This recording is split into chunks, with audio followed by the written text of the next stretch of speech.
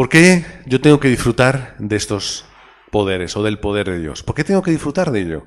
Pues es muy sencillo, lo hablamos siempre, porque yo no puedo, porque yo no tengo. ¿Por qué tengo que disfrutar del poder de Dios? Porque hay que hacer una gran obra y nosotros no somos capaces. ¿Por qué tengo que disfrutar del poder de Dios? Porque así es como Él lo ha querido hacer. Él ha querido contar con nosotros y además, en el momento en el que cuenta con nosotros, nos da las herramientas para que podamos hacer la evangelización del mundo. No es para que yo viva bien y de una forma plácida, que también Dios nos quiere bendecir, es que Dios nos quiere dar aquello que necesitamos para hacer la evangelización del mundo. Cuando vamos al libro de Hechos, que es un poco ese manual del obrero, podemos ver cómo Dios le da a los evangelistas las herramientas que necesitan para hacer la evangelización del mundo. Cada cosa se la da en su momento y es necesaria para la evangelización. Cuando nosotros vemos el pueblo de Dios en Israel, todo aquello que necesitaban para ser luz a todas las naciones, Dios se lo proporcionaba. Al final, la relación entre Dios y el hombre es Dios da y el hombre recoge para utilizarlo en su obra. Si ponemos el ejemplo de los padres y los niños, si yo quiero que mi hijo haga algo, tengo que darle las herramientas para que lo haga. No puedo llegar y decir, Irene, tienes que limpiar los cristales, búscate la vida. No, mira, aquí está el spray, aquí está el trapo y lo haces de esta forma. Si no, no lo va a hacer nunca. Yo tengo que darle a mis hijos la orden y le tengo que dar también las herramientas para que lo haga. Dios me ha dado la orden. Ve a todo el mundo a predicar el evangelio, sea un testigo hasta el último de la tierra, levántate y resplandece. Pero, Señor, ¿con qué lo voy a hacer? Si al mismo tiempo yo me estoy dando cuenta de que yo no puedo. Bueno, pues ahí están esos poderes, ese poder y esa autoridad que Dios nos da para que podamos hacer la obra como obreros. En primer lugar, y lo vamos a hacer un poco resumido porque es algo que ya tenemos, simplemente lo refrescamos y lo ordenamos. En primer lugar, tenemos el poder espiritual. Y ya con eso nos podríamos ir a casa, porque ya con el poder espiritual es suficiente. ¿Qué es el poder espiritual? Es la llenura del Espíritu Santo que Dios me da. Yo no puedo como humano, pero tengo que ver la realidad espiritual. Hoy podemos utilizar un poquito el mensaje. ¿Cuál es ese poder espiritual?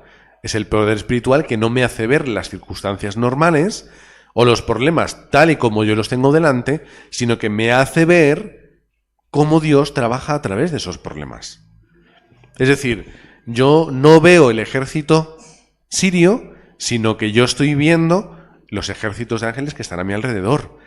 Es ver Eliseo, que era capaz de ver no la lucha de carro, de espada, de combate que había delante, sino era ver cuál era el plan de Dios. Vamos a través de esta forma a traer paz a la tierra. No matándoles a espada, que es lo que él no quiso, sino vamos a liberarles y vamos a encontrar así la respuesta. Es ese poder espiritual que sobrepasa mi poder humano. Hechos 1:8. ¿Cuál es el poder que nos promete Dios? El poder del Espíritu Santo, que cuando llegue a vosotros os va a capacitar para ser obreros de la evangelización, poniéndolos lenguas de fuego en la cabeza para predicar en otros idiomas, dando el evangelio, de la forma en la que sea. ¿Qué es lo que Pablo hizo? Pablo por sí solo no podía dar ese mensaje. Era incapaz. Pedro no podía levantarse delante de todo el mundo y dar ese mensaje que lo da con esa capacidad. ¿Cuál es la gracia? Porque siendo lleno del Espíritu Santo, sobrepasa y pasa por encima de sus incapacidades o de sus limitaciones personales. Hechos capítulo 3 y capítulo 4. Después de sanar al cojo, da un mensaje fantástico, mensaje cristocéntrico y cristológico, y luego, cuando está delante del concilio, dice, siendo lleno del Espíritu Santo, habló diciendo, ese es el poder. Sansón, ¿por qué hacía tantas cosas Sansón? Cuando leemos Sansón, lo hemos repetido muchas veces, y el Espíritu de Dios vino a Sansón, y entonces Sansón hizo esto. Es la llenura y el poder espiritual. ¿Cuál es el poder espiritual que utilizó David? Si vemos, y mira, podéis ir a internet, cualquier página de concordancia, o la que yo os di hace una semana la podéis buscar, si no me la preguntáis. Ponéis Reina Valera, ponéis la palabra confío o confía y le deis a buscar y vais a ver cómo en Salmos hay unas, yo creo que en total habrá cerca de 200 veces que se utiliza esa palabra. ¿Por qué? Porque era una parte muy importante para David, era el confiar en la obra de Dios por encima de lo que él veía humanamente. Por eso nosotros tenemos que disfrutar de ese poder espiritual. Hechos 1:8. Recibiréis poder y entonces vais a ser testigos. Testigos de aquí hasta el último de la tierra. Disfrutar de Manuel, disfrutar de esas 24 horas, concentración en el poder espiritual. 24 horas. No 24 horas en hacer ejercicio, 24 horas en hacer otras cosas que son necesarias. 24 horas en lo que es espiritual y en el poder y en el plan de Dios. Ahora, en segundo lugar, podemos leer Proverbios 2:6. Proverbios 2:6.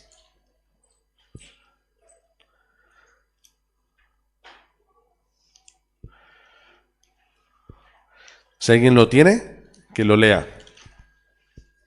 Ahora os he metido en un Proverbios 2:6.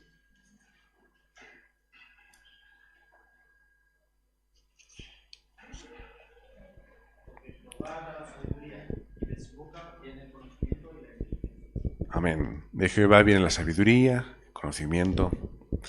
La sabiduría que tenía Salomón, por ejemplo. Qué inteligente fue con lo del bebé. Es muy macabro. Es muy macabro, lo piensas así en frío y dices, tú, Salomón, se te fue un poco la olla, pero fue inteligente porque pudo dar con la respuesta. Dice la palabra de Dios que Salomón era tan inteligente y investigaba tanto y era tan bueno en eso que venían de otros reinos y de otros lugares para escucharle y para ver cuáles eran sus investigaciones y cuál era la ciencia que él desarrollaba. Es la sabiduría que nosotros tenemos que tener en nuestra mente. Dice la palabra de Dios que no andemos en filosofías de hombres, huecas sutilezas, etc. Es decir, que no andemos en cosas que no son realmente un beneficio para nosotros. La palabra de Dios nos lleva a que estemos siempre buscando la sabiduría espiritual, la sabiduría del Evangelio. Y es cierto, no tenemos que andar en ese tipo de sabiduría que hay en el mundo, que esa corriente ahora mismo en la cultura y en la sociedad. Tenemos que adentrarnos en la sabiduría del Evangelio. Tenemos que estudiar la palabra. Tenemos que profundizar en ella. Tenemos que adquirir ese conocimiento bíblico que nos ayuda a comprender el Evangelio y a aplicarlo de forma correcta en nuestra vida. Esto tiene que partir de ahí. El conocimiento tiene que partir de la palabra y tiene que partir de la obra del Evangelio. Y aquí yo voy a hacer un poco un parón de dos aspectos. Voy a partir un poco esto en dos aspectos. Primero, estamos hablando de la sabiduría que Dios te da, de la capacidad para ver el mundo, la capacidad que tú tienes para ver el campo, para ver a los discípulos, para ver la obra, para ver el Evangelio, para ver los problemas que hay en la iglesia. La sabiduría para ver qué es lo que Dios te quiere mostrar y la realidad de las cosas. Es ver un poco más allá y ver con esta inteligencia. Hay personas que ven los problemas, ven la solución, ven cómo conseguirla o que ven las circunstancias de una forma clara y de una forma evidente. Yo también tengo que verlo. Si yo no adquiero esa sabiduría espiritual y yo no adquiero la sabiduría del Evangelio, Satanás me va a engañar fácil. Porque van a llegar problemas, circunstancias, cosas y no voy a entender nada y me las voy a comer. Por eso es tener un poco esa sabiduría del Evangelio, esa sabiduría que Dios me da para poder ver la realidad de las cosas que parten de la palabra. Pero llegamos a la segunda parte, que es ver un poquito esa sabiduría que yo tengo que alcanzar para ser esa persona que puede vencer al mundo. ¿A qué me refiero? Ahora mismo los remanentes pueden decir, bueno, pues entonces estudio la Biblia y no voy a la universidad ni voy al instituto. Porque lo que es más importante, pues me centro en ello y lo que no es eso. Es decir, tenemos que adquirir también esa sabiduría para comprender el mundo. Leed libros, investigad, aprended, estudiad, para que podáis comprender cuál es el mundo, podéis comprender, especializaros y entender esta sociedad. Ay, yo quiero hacer la evangelización del mundo. Pero si cometís el mismo error que yo y nunca veis las noticias, ni os interesáis por el mundo, ni sabéis qué sucede, entonces ¿cómo vamos a evangelizar el mundo si no lo entendemos, si no lo comprendemos? Es intentar adquirir esa sabiduría, no porque en la sabiduría del mundo esté mi respuesta, sino porque yo tengo que vencer al mundo. Estudiad, leed libros y leed a personas de élite, personas de éxito, dentro del Evangelio y dentro de la historia del Evangelio, pero también dentro del mundo, porque esas personas tienen éxito, qué es lo que han hecho, cómo piensan, cómo han obrado, y así también aprenderemos muchas cosas. Hay muchos libros que se pueden aconsejar, yo no los he leído mucho, pero hay muchos libros, biografías y etcétera, de personas influyentes que también te ayudan a comprender muchas cosas. Pero es voy a profundizar, voy a entender, voy a comprender el mundo, no para ser del mundo, sino porque yo tengo que conquistar el mundo. Y luego poniendo el Evangelio, podemos conjugar ambas cosas. La pastora María José, en Valencia, ella estudiando sobre la psicología, sobre el problema del suicidio, sobre las personas y el interior de la mente y de los sentimientos y las emociones, lo puede conjugar con el Evangelio y entonces tiene un mensaje que es fantástico para nosotros. La sabiduría que alcanza a través de los estudios psicológicos lo conjuga con la palabra del Evangelio y entonces es un mensaje poderoso para poder vencer a este mundo. En tercer lugar, es el poder físico. ¿Por qué? Sencillo. Si yo quiero ir literalmente a hacer la evangelización del mundo, necesito capacidad, necesito físico, necesito que mi cuerpo aguante el ritmo del evangelio y del campo. Necesito que mi cuerpo esté preparado para dar el evangelio, para ir y para hacer. Si yo estoy centrado en es que no puedo, es que estoy cansado, es que los domingos me levanto así, es que me apetece quedarme en la cama, es que estoy enfermo por esto, es que no me cuido con lo otro, ¿cómo voy a ir a tal lugar a darle evangelio si no sé si me duele la espalda y no puedo conducir? Cosas que son muy absurdas, pero que nos limitan a la hora de hacer el evangelio. El pastor Antonio y la pastora Juana Mari, con sus achaques, sobre todo la pastora Juana Mari, que ya lo conocéis, ¿qué es lo que hace? Pues sin tener el visto bueno de los médicos, porque es una persona con muchos problemas físicos que tocar y algunos de ellos muy graves, y además yendo a Estados Unidos con el problema que es ir allí a un hospital o por alguna urgencia, que es una locura, ¿qué es lo que hace? Pues yo voy para adelante y ya Dios que me dé gracia. Y si no puedo dormir y luego no puedo, pues lo que sea. Y si tengo que sufrir por esto, pues sufriré por esto. Pero te das cuenta de las limitaciones físicas que nosotros tenemos. ¿Cuál es la herramienta física que Dios me ha dado? Es el cuerpo. Tenemos que cuidarlo. Tenemos que cuidarlo, tenemos que comer bien, tenemos que hacer ejercicio, tenemos que estar fuerte y recibir la sanidad en aquellas enfermedades que a mí me limitan para hacer la evangelización del mundo. Josué 14:11.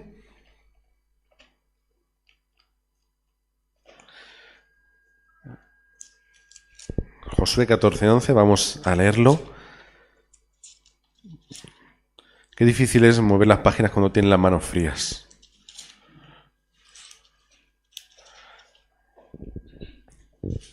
Dice la palabra de Dios: todavía estoy tan fuerte como el día que Moisés me envió. ¿Cuál era mi fuerza entonces? Tal es ahora mi fuerza para la guerra y para salir y para entrar.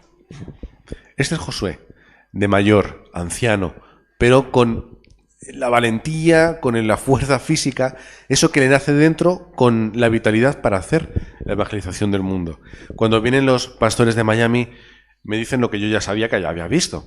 Uy, el pastor Jorge, con 82 años creo que tiene, 81, 82, ¿qué vitalidad tiene?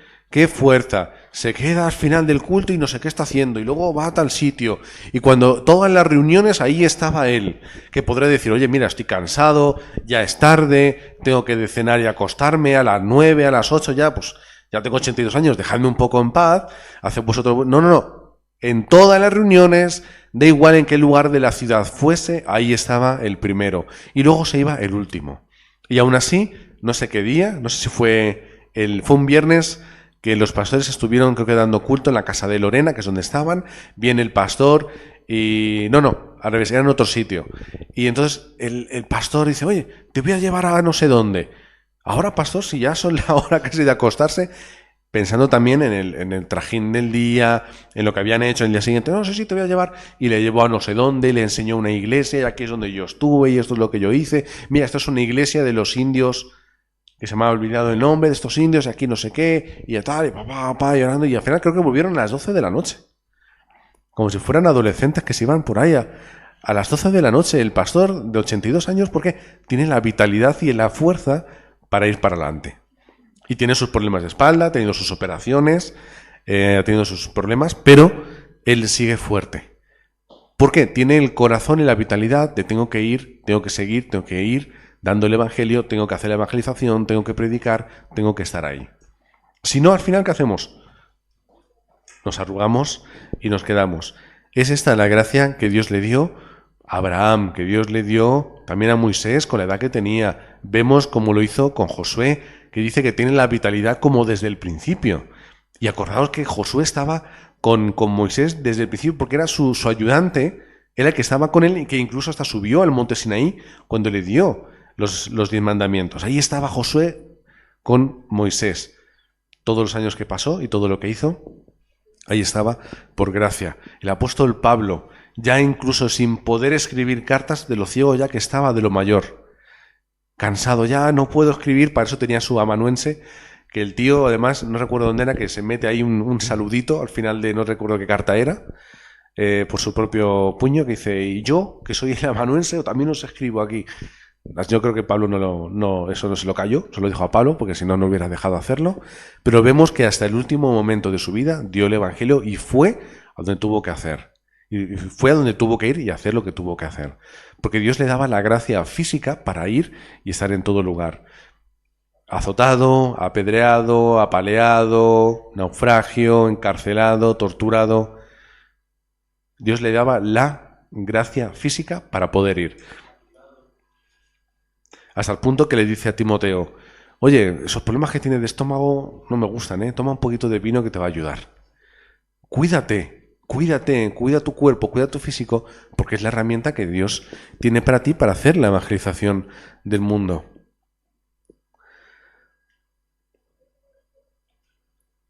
Cuatro, es el poder financiero, es el poder económico. Es algo que a las iglesias, algunas que hablan mucho, otras iglesias que hablan poco de ello. Hay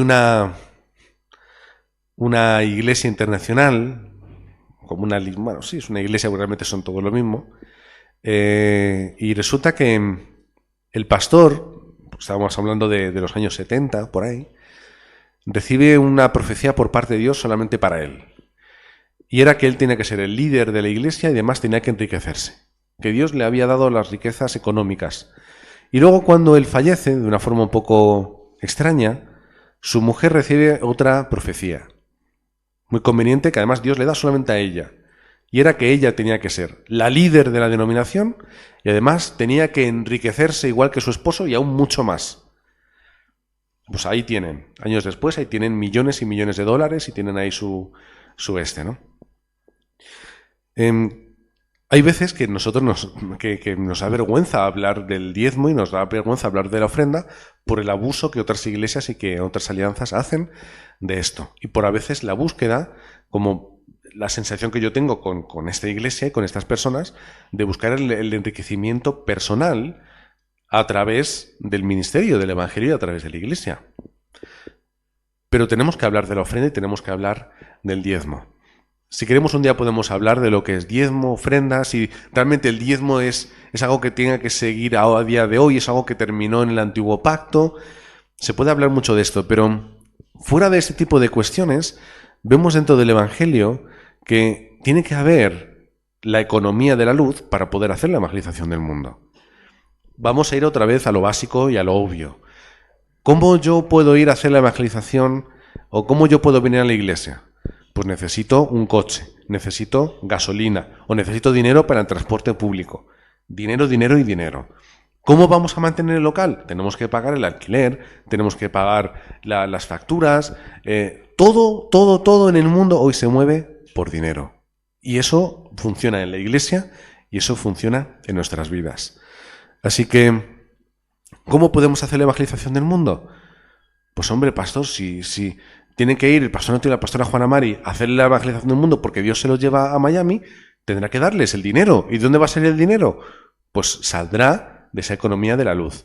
Todos recordáis de dónde ha salido para este viaje y alguno próximo. De la ofrenda que el propio pastor Riu le dio al pastor Antonio y llegando del avión con la pregunta ya tenían la respuesta. Es decir, la economía Dios nos la da para hacer la evangelización del mundo. Dios nos da esa economía. A veces lo hace de una forma natural, a través de nuestros sueldos, a través de nuestro trabajo. Otras veces surge de una forma especial, como vemos que surge en el caso del pastor Río cuando le da esa ofrenda para hacer la evangelización. Y de ahí salen los billetes. Pero ¿qué es lo importante? Que yo tengo que comprender que mi economía es para la evangelización del mundo y que si yo quiero hacer la evangelización, Dios me tiene que dar esa economía. Y para eso está el dinero y para eso está esta economía de la luz. ¿Cuál tiene que ser nuestra oración? Señor, que yo como obrero pueda tener la economía que me ayude a mí y que yo pueda ayudar a la iglesia para hacer la evangelización. Como había como ocurre muchas veces en Corea, que es un poco quizás esa característica, de que cuando llegan épocas de conferencia de remanentes, los ancianos van como buscando a remanentes que no tengan dinero, o que no puedan pagarse las conferencias. ¿Y esto es así? En esa época se empieza a buscar. Oye, algún extranjero, o tú conocerás a alguien, oye, los remanentes, ¿hay alguno que necesite? ¿Por qué? Porque tienen en su corazón la importancia de que los remanentes vayan a la conferencia y de que no se la pierdan. Yo voy y entrego. El anciano que se ocupaba en la iglesia Aposento Alto de Marcos del área de multicultura. Oye, ¿qué hace falta? ¿Qué es esto? ¿Y los extranjeros? ¿Y están bien? ¿Y no sé qué? ¿Y ponemos? ¿Y vamos? ¿Y hacemos? ¿Y esto? ¿Por qué? Lo que yo tengo lo empleo para la evangelización del mundo. Él tenía un pequeño negocio y tenía la economía para hacer esa evangelización. ¿Qué es lo que tengo que ver? Primero lo que Dios me da. Señor, tú me das la bendición económica, yo te entrego. Eso desde el principio no lo encontramos. Las primicias, los primeros frutos, esa ofrenda que del pueblo de Dios iba para el Señor. Lo leímos hace poco en Nehemías otra vez, esa carta de responsabilidad de ahora, Señor, vamos a dar y vamos a ofrendar y vamos a entregar de lo que tú nos das, te vamos a entregar esto para ti, para el templo, para el culto, para esto y para lo otro. Y Dios lo hace de esa forma. ¿No hay economía? Dios la pondrá en el momento en el que quiera para hacer la evangelización del mundo y así.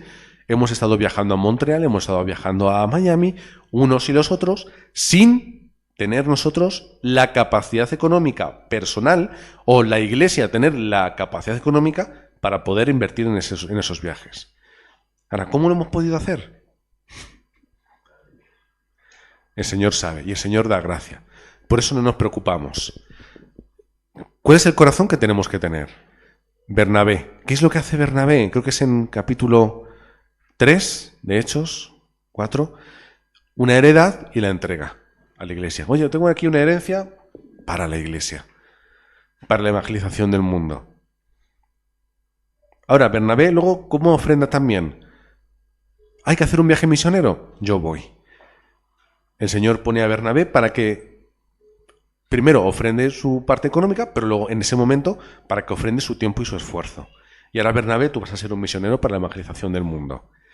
Aquila y Priscila, ¿quiénes eran? Empresarios que tenían su empresa, como la de Pablo, tenían ese ministerio juntos y así ellos podían levantar remanentes, podían tener una iglesia en su casa, podían ayudar a Pablo para hacer la evangelización del mundo.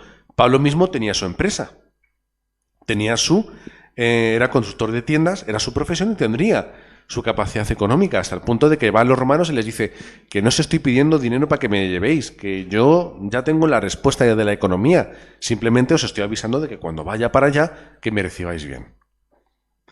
es la economía de la luz que Aquila y Priscila también no solamente entregan en su día a día, sino que cuando llega una herencia también entrega.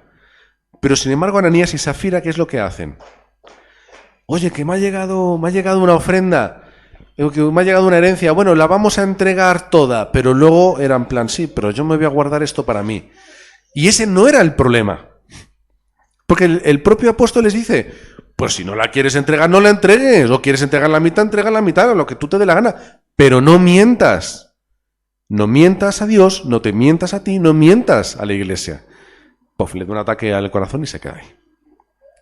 ¿Qué quiere decir? Entrega lo que haya en tu corazón. Entrega lo que Dios te dé, lo que Dios ponga en tus manos. No es que tengamos que darlo todo nosotros, simplemente Dios pone en los corazones y aunque nuestra economía sea pequeña, la economía de la luz aparece por encima. Y el Evangelio recorrió todo aquel mundo a través de los pobres y los incapaces. Y el Evangelio surgió, y el Evangelio se dio, y la evangelización se hizo, y los viajes misioneros se daban.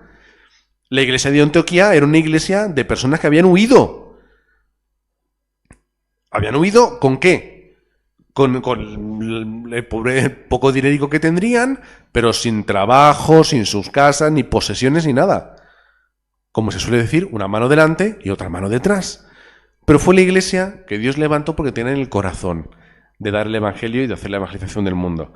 Y Dios les dio la provisión necesaria para enviar a Bernabé y a Pablo juntamente con el equipo para hacer la evangelización del mundo. No os olvidéis de que no iba uno ahí solo como el de la televisión, un país en la mochila. Hay un señor ahí recorriendo las calles. No, y era un equipo.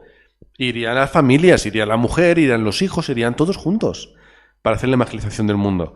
Por eso a los corintios les dice Pablo, oye, ¿qué pasa? ¿Que yo no tengo derecho a venir con mi familia como hace Pablo, pero como hace Pedro o los demás? ¿Yo no tengo derecho a que vengamos y nos ayudéis?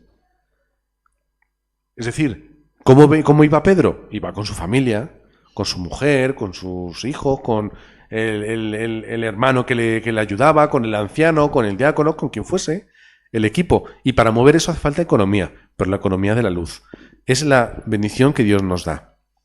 Para terminar, en el poder de las personas, el poder de los discípulos. Lo podemos ver desde muchos aspectos. Leed Romanos 16 y Colosenses 14. Leed esos dos capítulos. Romanos 16, que ya es más conocido, Colosenses 14. Vais a ver la unidad del Evangelio y de los obreros para la evangelización del mundo.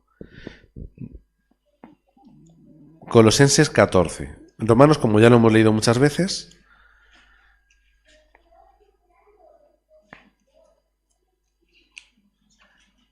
¿Quién tiene Colosenses 14? Ahí, espera.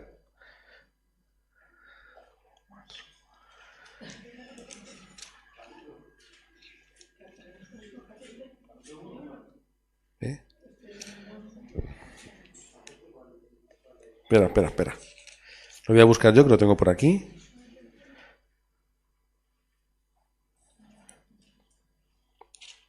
Sí, se me han cruzado los versículos.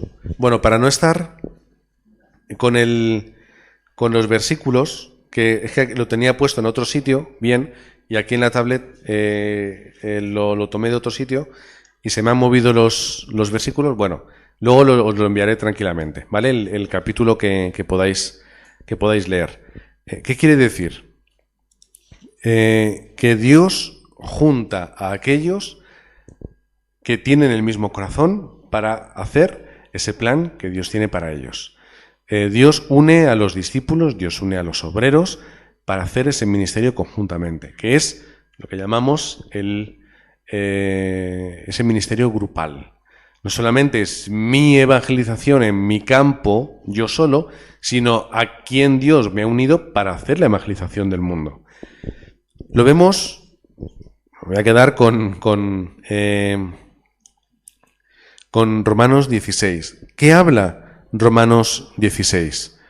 Te está mencionando y te da saludos por aquí y por allá, esta iglesia, este campo, esta persona, aquel que ayuda, aquel que hospeda, aquel que colabora, aquel que tiene iglesia, que son aquellos que Dios une para hacer la evangelización del mundo.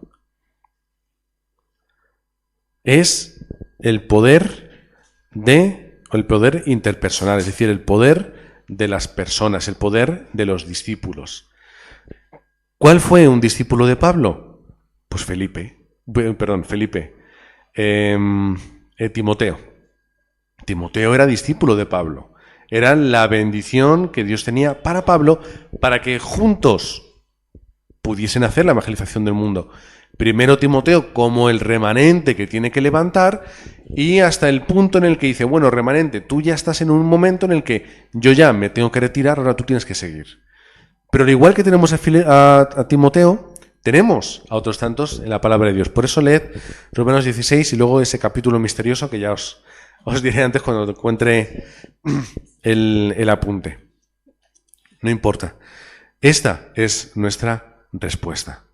Que tenemos discípulos, tenemos hermanos, tenemos co-trabajadores para la evangelización del mundo.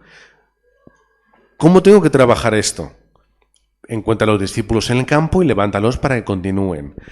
Dentro de tu mismo campo, ¿qué personas están viviendo en tu misma región para que juntas hacer la evangelización del mundo? La iglesia regional. ¿Qué personas trabajan en lo mismo que yo? Ministerio especializado. ¿Con qué personas podemos hacer la evangelización y podemos levantar la iglesia para salvar una región? Pues son las iglesias que Dios levanta en cada lugar, son esos focos de luz para hacer la evangelización del mundo. Y esto además ayuda a los remanentes. Un remanente, pues a mí me gustaría ser, no lo sé, abogado. ¿Vale? Me gusta y quiero ser abogado.